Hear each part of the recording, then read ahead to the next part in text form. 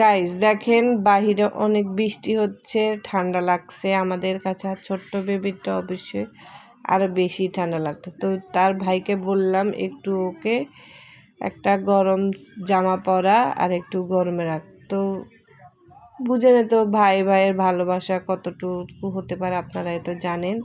তো দেখেন একবার বলছি যে ভাইকে একটু গরমে, তো শুরু ও শুরুতেই ওর ভাইকে আসলে অনেক অনেক বেশি আদর করে। শুরু থেকে ও চাইছে যেন ওর একটা ভাই হোক, তাই ভাইয়ের প্রতি ওর অনেক ভালোবাসা।